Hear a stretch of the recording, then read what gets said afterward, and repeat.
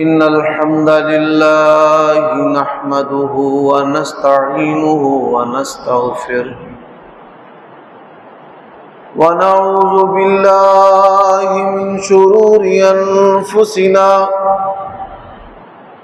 ومن سيئات أعمالنا من يهده الله فلا مضل له ومن يضلل فلا هادي له. آواز کو کچھ کم کریں.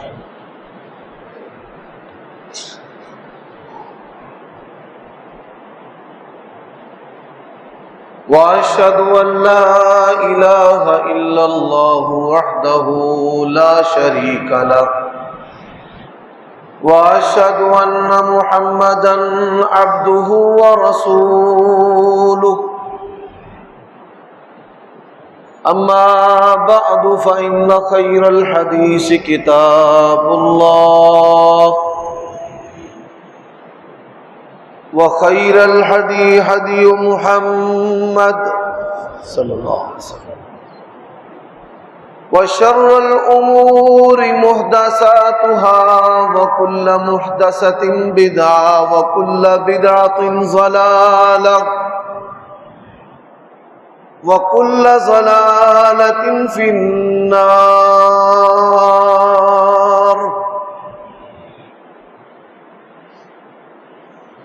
اللهم صل وسلم على نبينا محمد وبارك وسلم وصل عليه. أعوذ بالله من الشيطان الرجيم.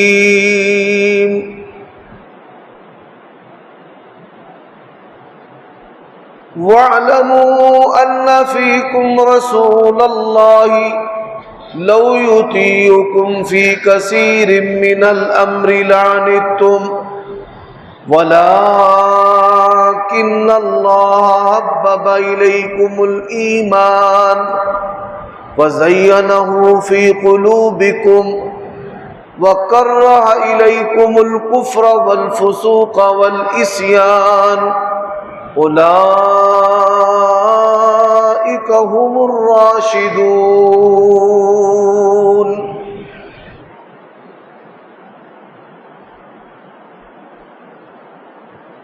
عیوب اور نقائص سے پاکیزہ تمام قسم کی حمد و ثنا اللہ وحدہ لا شریک لہ کے لیے،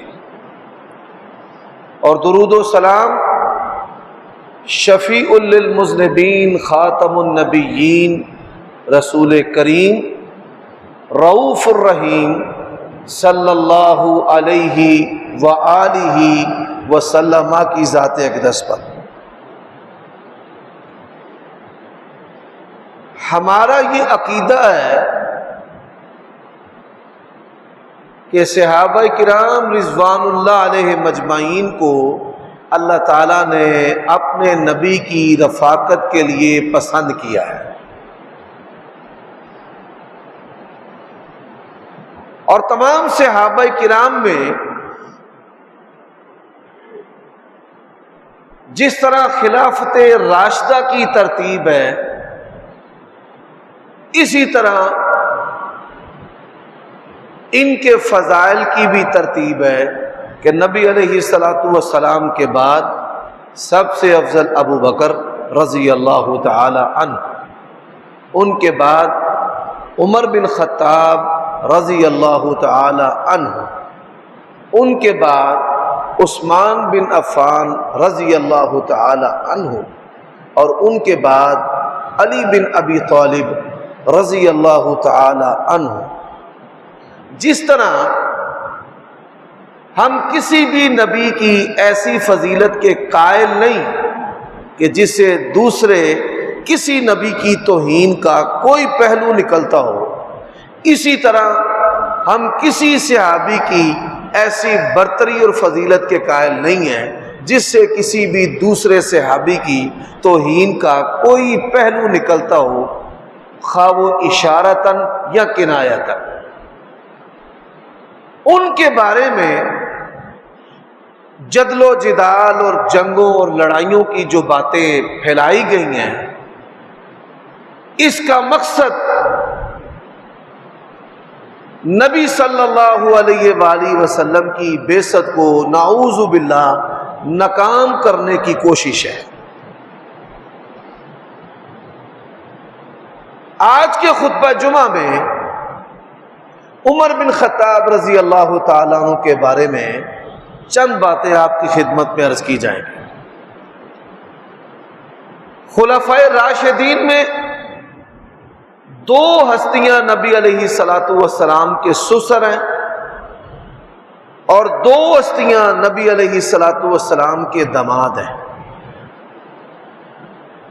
ابو بکر صدیق رضی اللہ تعالیٰ عنہ نبی علیہ السلام کے سسر ہیں، ان کی بیٹی عائشہ بنت ابی بکر صدیق رضی اللہ تعالی عنہما نبی علیہ الصلوۃ والسلام کی وہ بیوی ہیں کہ جن کے نکاح کا انتخاب نبی علیہ الصلوۃ والسلام کے لیے اللہ تعالیٰ نے کیا ہے۔ عمر بن خطاب رضی اللہ تعالی عنہ بھی نبی علیہ الصلوۃ والسلام کے سسر ہیں، ان کی بیٹی حفصہ رضی اللہ تعالی عنہا یہ بھی نبی علیہ الصلوۃ والسلام کی عظیم المرتبت بیوی ہیں، اور ان کو یہ امتیاز بھی حاصل ہے کہ نبی علیہ الصلوۃ والسلام کی ازواج میں سے ان کو کتابت اور پڑھنا یہ آتا تھا، اور آپ صلی اللہ علیہ وآلہ وسلم نے اپنے عہد مبارک میں جو قرآن مجید کو جمع کیا تھا، وہ قرآن مجید کا نسخہ آپ صلی اللہ علیہ وسلم نے اپنی بیویوں میں سے سیدہ حفصہ رضی اللہ تعالی عنہا کو دیا تھا، جس کو مصحف حفصہ کہا جاتا ہے۔ قرآن مجید کی فرسٹ ماسٹر کاپی جو ہے وہ ام المومنین سیدہ حفصہ رضی اللہ تعالی عنہا کے پاس۔ یہ چاروں جو خلفاء ہیں یہ نبی علیہ الصلوۃ والسلام کے حسب و نسب میں رشتہ دار ہیں، کوئی دادے پر اور کوئی اس سے اوپر، یعنی یہ ایک ہی خاندان کی مختلف پشتوں کے بیٹے ہیں۔ ابو بکر صدیق رضی اللہ تعالیٰ عنہ، عمر بن خطاب، عثمان بن عفان اور علی بن ابی طالب رضی اللہ تعالی عنہ۔ اللہ تبارک و تعالی نے جس طرح نبی علیہ الصلوۃ والسلام کو آسمانی وزیر عطا کیے تھے کہ آپ پر کوئی سوال، کوئی آزمائش، کوئی تکلیف آتی تو حضرت جبرائیل علیہ الصلوۃ والسلام اور میکائیل علیہ الصلوۃ والسلام فوراً آپ کی خدمت میں حاضر ہو جاتے، بلکہ وہ روزانہ آیا کرتے تھے۔ حضرت جبرائیل علیہ الصلوۃ والسلام نبی علیہ الصلوۃ والسلام کے پاس روزانہ آتے۔ طائف میں آپ کو جب پتھر مارے گئے تو حضرت جبرائیل علیہ الصلوۃ والسلام آئے اور کہا آپ اجازت دیں ساری آبادی کو دو پہاڑوں کے درمیان پیس کے رکھ دو، ان کی جرت کہ آپ کو تکلیف دے۔ نبی علیہ السلام نے فرمایا نہیں، اگر یہ ایمان نہیں لائیں گے تو ان کی اولادیں ضرور ایمان لائیں گے۔ حضرات، یہاں پر میں ضمناً ایک بات کرنا چاہتا ہوں۔ کبھی کبھی اللہ تعالیٰ کے فرشتوں کا تذکرہ ہوتا ہے، اگرچہ میں گزشتہ سالوں میں کچھ جمعات جو ہیں وہ تسلسل سے فرشتوں کے بارے میں پڑھا چکا ہوں کہ یہ فرشتے کون ہیں۔ تمام ملائکہ کے سردار حضرت جبرائیل علیہ الصلوۃ والسلام ہیں۔ نبی صلی اللہ علیہ وآلہ وسلم نے ان کو ان کی اصلی صورت میں اپنے 23 سالہ دور نبوت میں 2 مرتبہ دیکھا ہے۔ حضرت جبرائیل علیہ الصلوۃ والسلام کے 600 پارے، کتنے؟ 600، اور ایک پر کتنا بڑا ہے؟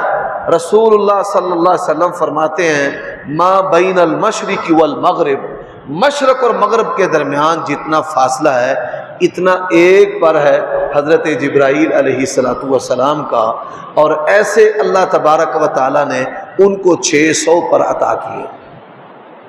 حضرات، دنیا کے اندر سائنسدانوں کی جو دریافت ہے وہ نینو سائیکلز ہیں، یعنی ایک سیکنڈ کے اندر جو منی سیکنڈ ہوتے ہیں اور پھر نینو سائیکلز ہوتے ہیں۔ ڈاکٹر صاحب 100 ہوتا ہے، 10 ہوتا ہے؟ ٹھیک۔ حضرت جبرائیل علیہ السلام ایک منی سیکنڈ سے پہلے نبی علیہ السلام کے پاس آ جاتے ہیں۔ 7 آسمانوں اور زمین کی مسافت کو ایک منی سیکنڈ سے پہلے طے کر کے وہ نبی علیہ السلام کی خدمت میں حاضر ہو جاتے تھے، یعنی آنکھ جھپکنے سے بھی پہلے۔ یہ جو آنکھ کا جھپکنا ہے یہ اتنی تیز رفتاری سے ہوتا ہے کہ 24 گھنٹے میں ہم سینکڑوں نہیں ہزاروں مرتبہ اپنی آنکھوں کو جھپکتے ہیں، اور اس تیز رفتاری کا ہمیں احساس نہیں ہوتا کہ ہم اپنی آنکھوں کو جھپک رہے ہیں۔ اس سے بھی پہلے حضرت جبرائیل علیہ السلام نبی علیہ السلام کی خدمت میں حاضر ہو جاتے تھے۔ تو جس طرح یہ 2 آسمانی وزیر ہیں نبی علیہ السلام کے، روئے زمین پر اللہ تبارک و تعالی نے اپنے نبی کو 2 وزیر عطا کیے تھے۔ ایک وزیر کا نام ابو بکر صدیق رضی اللہ تعالیٰ عنہ، اور دوسرے وزیر کا نام عمر بن خطاب رضی اللہ تعالیٰ عنہ۔ حضرت عمر رضی اللہ تعالیٰ عنہ کی یہ فضیلت بھی ہے، والسابقون الاولون من المہاجرین والانصار، سب سے پہلے جو 40 افراد نبی علیہ السلام پر ایمان لائے ان میں سے 40واں بندہ جو ہے وہ عمر بن خطاب رضی اللہ تعالی۔ ان کا نام فاروق، لقب کہہ لیں، نام کہہ لیں، وصف کہہ لیں، اس کا سبب کیا ہے کہ ان کے اسلام قبول کرنے سے پہلے اہل ایمان چھپ کر عبادات کرتے تھے، اپنے ایمان کو چھپا لیتے تھے، یعنی وہ ظاہر نہیں کرتے تھے کہ ہم مسلمان ہیں، نبی علیہ السلام پر ایمان لا چکے ہیں۔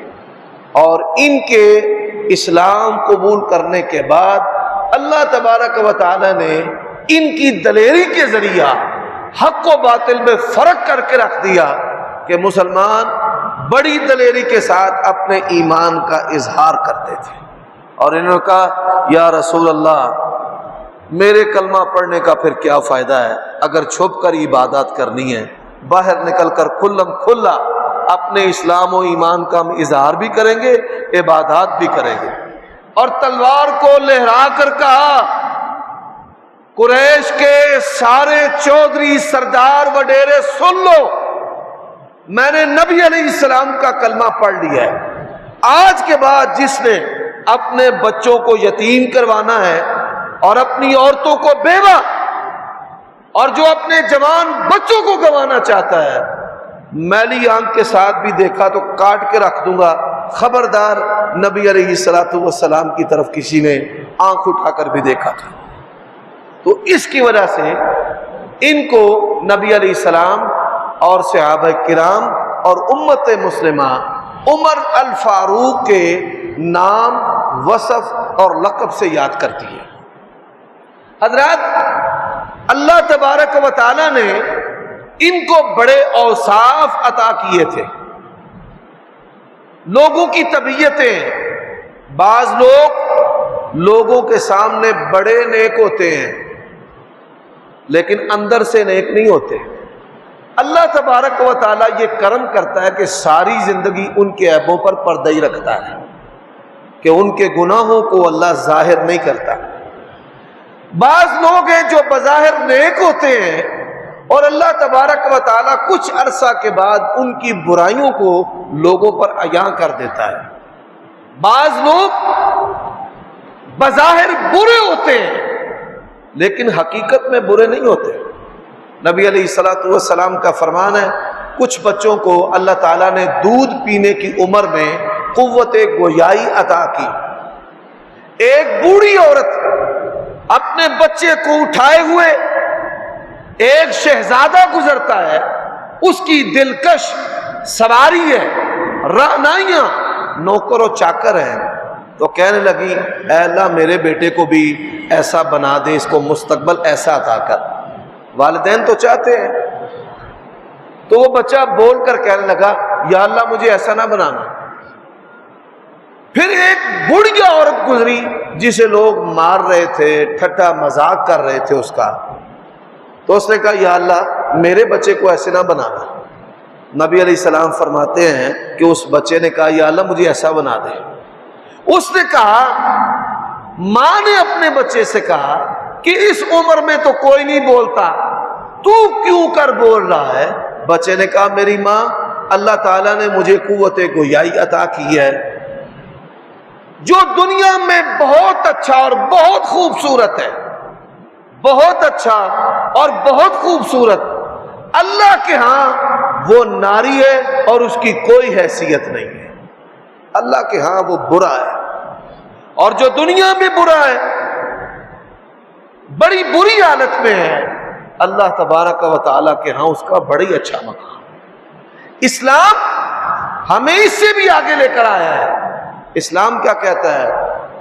ربنا آتنا فی الدنیا حسنہ وفی الآخرۃ حسنہ.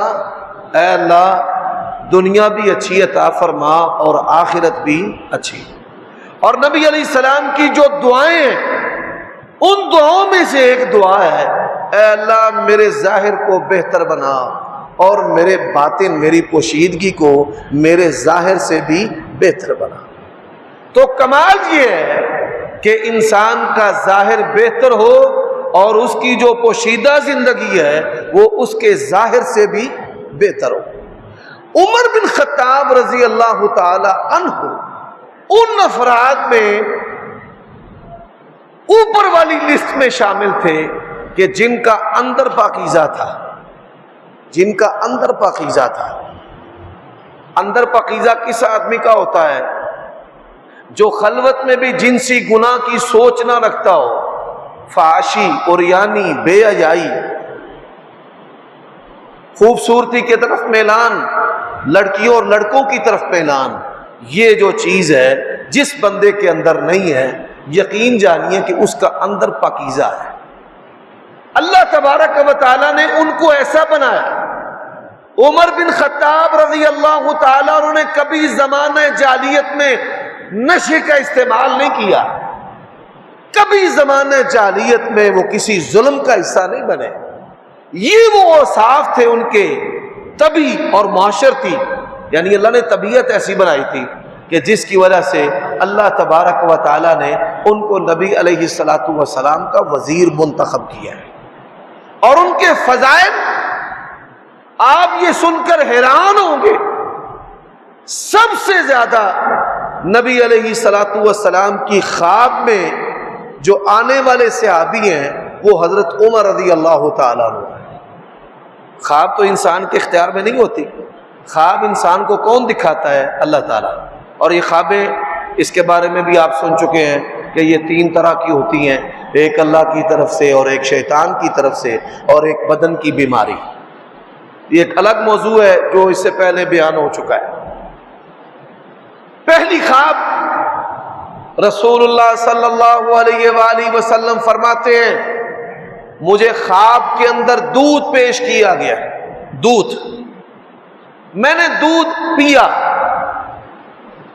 اور باقی جو بچا ہوا دودھ ہے وہ میں نے عمر بن خطاب کو پلایا ہے. اللہ اکبر وللہ الحمد. صحابہ کرام نے کہا فما اولتہ یا رسول اللہ، اے اللہ کے رسول صلی اللہ علیہ وآلہ وسلم اس کی تعبیر کیا ہے؟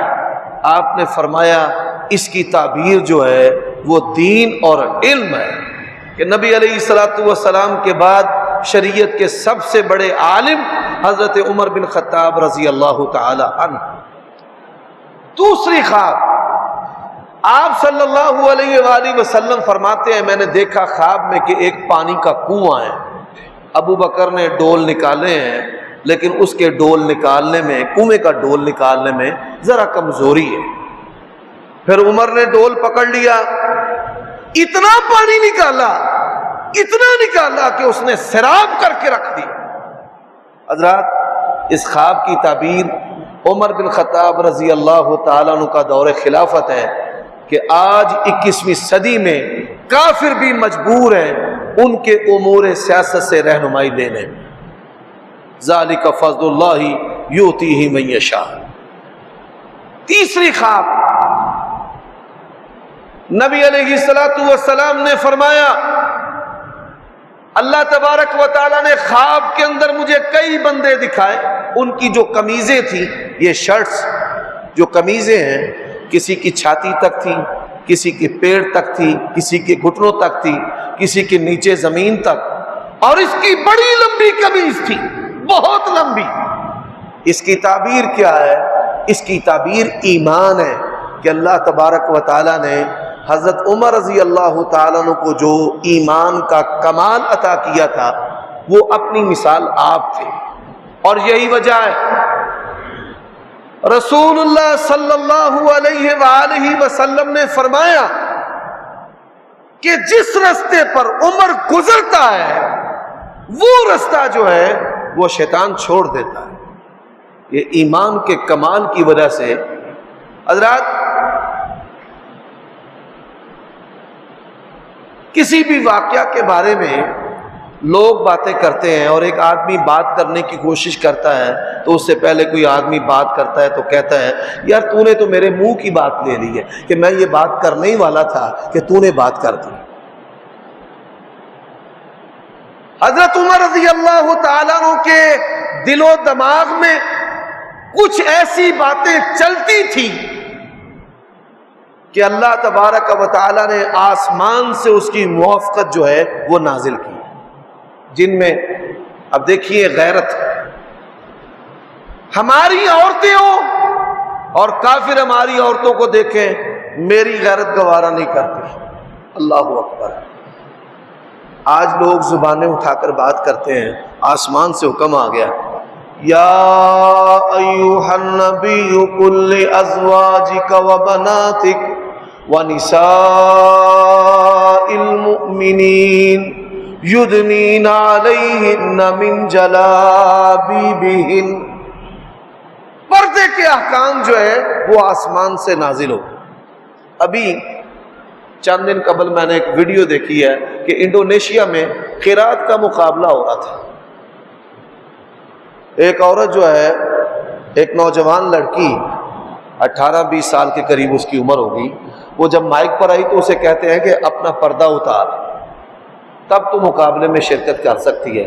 اس نے کچھ دیر سوچا اور سوچنے کے بعد کہا یہ پڑا تمہارا مقابلہ، میں نے پردہ نہیں اتارا۔ حضرات، دین پر چلنے کا فائدہ دیکھیں، انعام تھا 5000 ریال، اور جب اہل ایمان تک اس کی خبر گئی 50 لاکھ ریال تک اہل ایمان نے اس کو بطور انعام کے دیا کہ تو پیغمبر کی ایسی بیٹی ہے کہ اس دور میں بھی پردے کے احکام پر ڈٹ گئی۔ یہ اللہ تبارک و تعالیٰ کا کرم۔ تو انہوں نے کہا یا رسول اللہ، میری غیرت گوارا نہیں کرتی، عمر کی غیرت گوارا نہیں کرتی ہماری عورتوں کو کے چہروں کو جو ہے وہ کافر دیکھیں۔ حضرات، یقین جانیے میری بھی بیٹیاں ہیں، آپ کی بھی بیٹیاں ہیں۔ لاہور موٹر وے پر جو واقعہ ہوا ہے، رب ذوالجلال کی قسم ہے میں سو ہی نہیں سکتا۔ آپ کا بھی ایمان ہے۔ ایک دیکھیے کہ امت کی بیٹیوں کے ساتھ کیا کیا جا رہا ہے۔ میں جرنیلوں کو اور اسٹیبلشمنٹ کو یہ کہنا چاہتا ہوں کہ تم اپنی قوت کو دکھانے کے لیے حکومتیں گراتے ہو، اپنی قوت دکھاؤ عدل و انصاف کے لیے، ان تھانوں اور عدالتوں کے محاسبے کے لیے۔ کیمروں پہ جرمانے کرتے ہو، اور اگر کیمرے ایک پولیس والے کو ایک وزیر طاقتور ٹکر مار کے مار دے تو تمہارے جج جو ہے وہ اس کو باعزت بری کر دیتے ہیں۔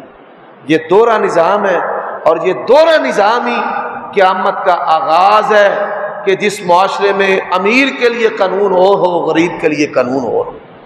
ایک لمحہ کے لیے سوچئے، ایک لمحہ کے لیے، ایک لمحہ کے لیے کہ اگر اس بیٹی کی جگہ پہ ہماری بیٹی بہن اور ماں ہو تو کیا کیفیت ہو۔ اور مرہم رکھنے کے لیے ان کی غلام پولیس اور ان کے آفیسرز ایسے سوال اٹھاتے ہیں کہ تو نکلی کیوں ہے، تو گئی کیوں ہے، تو نے پیٹرول کیوں نہیں چیک کیا۔ حضرات یہ چیزیں جو ہیں یہ مجرموں کے حوصلے کو اور بلند کرتی ہیں۔ اور میں اپنے وجدان سے کہتا ہوں، عام ڈکیت اس طرح کے کام نہیں کرتے۔ ڈکیت ہمیں بھی بڑی دفعہ ٹکرے ہیں، دعوت کے میدانوں میں جاتے ہیں، یقین جانیے کئی لوگ ہیں جو ہاتھ چوم کر کہتے ہیں آپ جائیں اور ہمارے حق میں دعائیں کریں، کئی گلے کو بھی آتے ہیں، اللہ حفاظت کرتا ہے۔ ایسی دیدہ دلیری سے جرم کا ارتکاب پولیس والوں کے سوا اور کوئی نہیں کرتا۔ پورے پاکستان کی 70 سالہ تاریخ گواہ ہے کہ ایسی جرت و بے باکی کے ساتھ یہ لوگ جرم کرتے ہیں۔ زمین اللہ سے اجازت مانگتی ہوگی کہ یا اللہ مجھے اجازت دے، میں پھٹ جاؤں اور نگل جاؤں، سب کچھ اللہ کا عرش کامتا ہے، اللہ کی قسم ہے۔ جب کسی عورت کی عزت پہ ہاتھ ڈالا جاتا ہے تو اللہ کا عرش کامتا ہے۔ یہ تو نبی کی دعائیں بچا گئی ہیں، وگرنہ ہمارے تو کرتوت و اعمال ایسے ہے ہی نہیں کہ ہم اللہ کے عذاب سے اور اللہ کی پکڑ سے بچ سکیں۔ اور پھر ہم کہتے ہیں کہ پتہ نہیں جی امت مسلمہ جو ہے وہ زوال پذیر کیوں ہے۔ تم تب ترقی یافتہ ہوگے کہ جب تمہاری آنکھوں سے امت کی بیٹیوں کی عزتیں محفوظ ہوں گی۔ وہ عدی بن حاتم کی بہن تھی، بھائی نے اپنی بہن سے پوچھا اصحاب محمد نے تیری عزت پہ ہاتھ تو نہیں ڈالا؟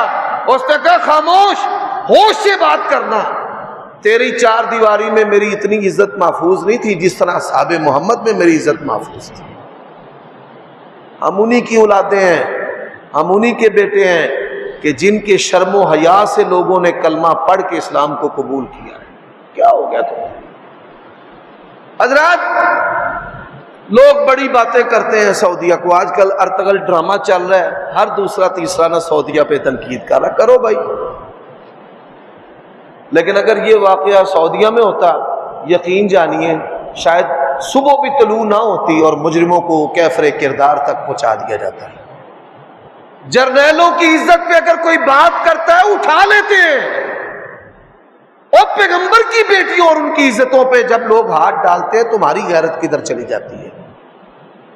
کتوں سے بدتر حکمران جو بیچ میں اغیار کے اعلی کار ہیں، وہ کیا کہتے ہیں؟ نہیں کھلم کھلا سزا نہیں دینی چاہیے، بچیوں سے ریپ ہوتا رہے، 3 سال کی بچی سے ریپ، 5 سال کی بچی سے ریپ، چھوٹے بچوں سے ریپ، اور اللہ کہتے ہیں وَلْيَشْهَدْ عَذَابَهُمَا طَائِفَةٌ مِّنَ الْمُؤْمِنِينَ۔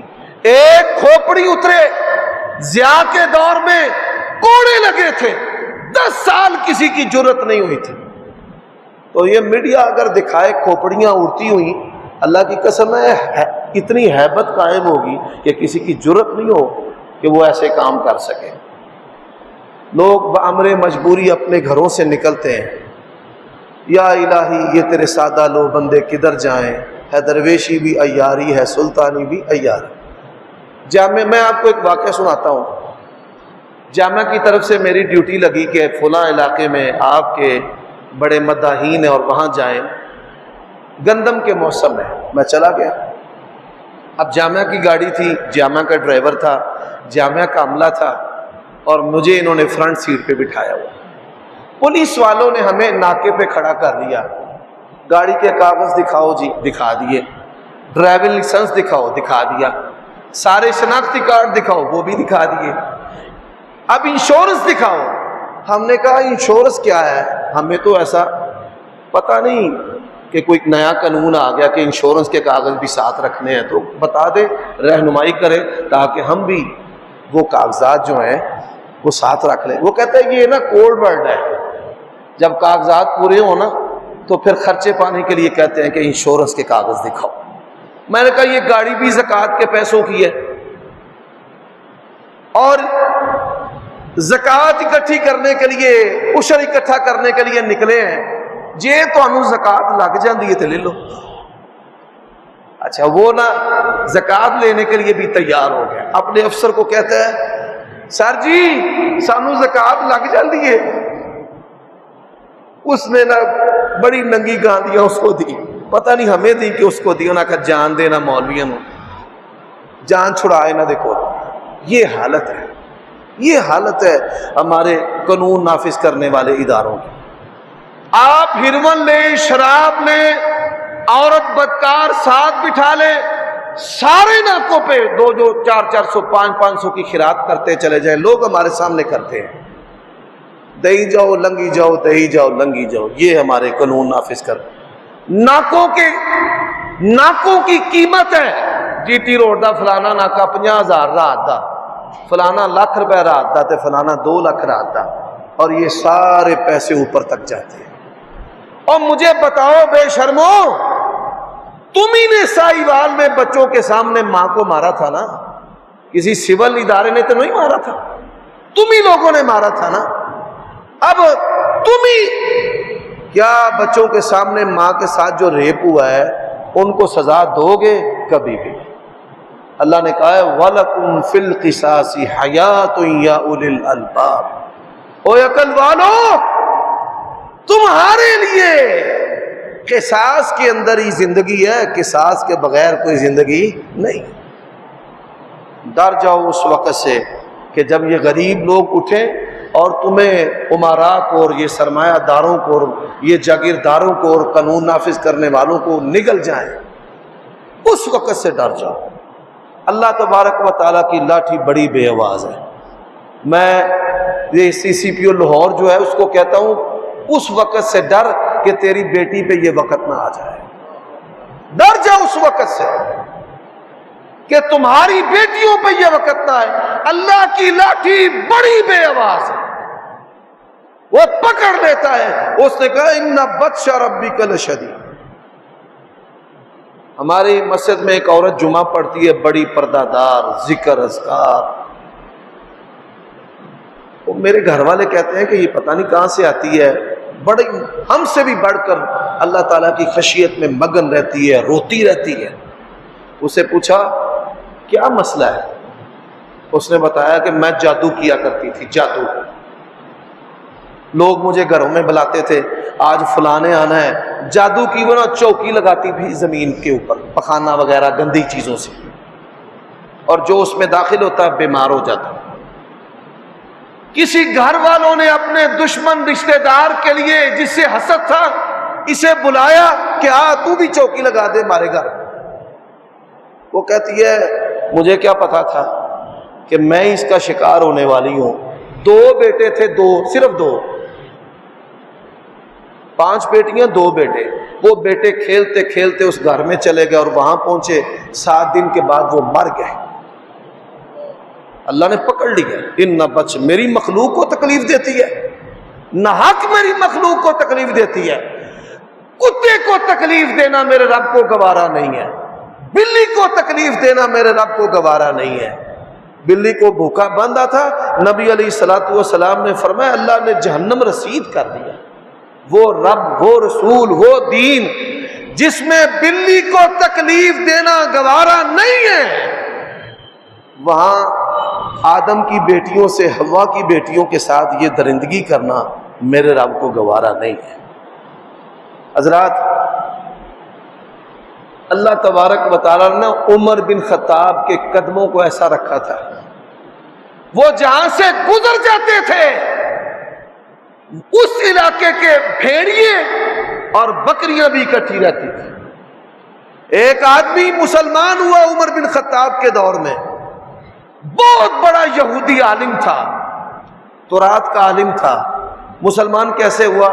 جزیرہ عرب میں آیا، دیکھا کہ بھیڑیے اور بکریاں اکٹھے، سر پکڑ کر بیٹھ گیا۔ اس نے کہا اللہ کی قسم ہے میں اپنی کتاب کے اندر یہ واقعہ پڑھتا ہوں کہ جب سچا نبی دنیا میں آئے گا ایسا امن قائم ہوگا کہ بھیڑی اور بکریاں بھی اکٹھی.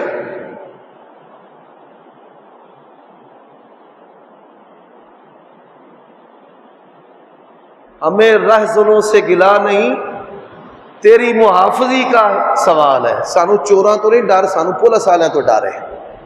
یہ سی ٹی ڈی بڑے مولوی اٹھانے میں یہ چیمپئن ہے. گھوڑا نہیں اسلام میں 70 سال کے بوڑھے بزرگ کو جیلم سے اٹھا دیا. اور اب تمہاری ایفیشنسیز جو ہیں وہ کہاں گئی ہیں؟ کہاں گئے تمہارے جدید آلات مجرم اٹھانے والے؟ اب تمہاری غیرت کا ٹیسٹ ہے. اللہ تبارک و تعالی ہماری اس بیٹی بہن کا متکفل والی و مولا بن جائے، اور اللہ تعالیٰ اس کے مجرموں کو کیفر کردار تک پہنچائے، اور اللہ تعالیٰ ہماری بیٹیوں بہنوں، امت کی بیٹیوں بہنوں، ان کی عزت غیرت ناموس کی حفاظت فرمائے. میرے بھائیوں، عمر بن خطاب وہ ہستی تھی، اس نے پتہ کیا کون ہے خلیفہ، پتہ چلا جی عمر بن خطاب. یقین جانیں کلمہ پڑھ کے مسلمان ہو. آج اس ملک یہ تھانہ کلچر، عدالتی نظام یہ جرائم بڑھانے میں سب سے بڑا سبب ہے، سب سے بڑا سبب ہے. ایک آدمی رو رہا ہے، کیا ہوا ہے؟ 20 سال بیٹی کے جہیز کا سامان جوڑتے رہے ہیں، اب بیٹی بیانے کی باری آئی ہے، سب کچھ ہی چوری ہو گیا، کدھر جائیں؟ اور پھر طریقوں پہ طریقیں اور آنیاں اور جانیاں. غریب آدمی تو وکیل کرتا ہے، اور جو امیر ہے وہ سیدھا جج ہی کرتا ہے. ہمیں بھی بتائیں، یہ لاکھ لاکھ روپے تنخواہیں لینے والے جو جج ہیں، یہ ریٹائر ہونے پر اربوں کے مالک کس طرح ہو جاتے ہیں؟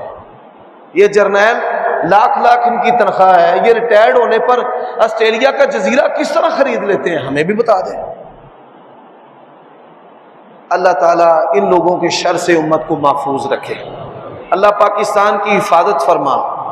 یقین جانیے عالمی میڈیا نے خبر بریک کی ہے، میں پڑھ کر حیران رہ گیا ہوں کہ کل بنگلہ دیش کی عدالت نے ریپ کے مجرموں کو 6 بندوں کو سزائے موت دی ہے، اور اس نے کہا یہ بنگلہ دیش ہے، یہاں پر سزا ہے، یہ پاکستان نہیں ہے. شرم کی بات ہے ہمارے لیے، من حیث القوم، ہمارے اداروں کے لیے، محافظ اداروں کے لیے. یہ پاکستان لا الہ الا اللہ کے لیے بنا ہے، اور لا الہ الا اللہ کا پہلا مطلب یہ ہے کہ اس کی 4 دیواری میں ہر کسی کی عزت، مال، جان اور آبرو جو ہے وہ محفوظ ہے. اللہ ہمیں اپنی پناہ میں رکھے. اللہ ہمارے ملک کی حفاظت فرما، ہماری بیٹیوں، ہماری عزتوں کی حفاظت فرما. سبحان ربک رب العزت عما یصفون وسلام علی المرسلین والحمد للہ.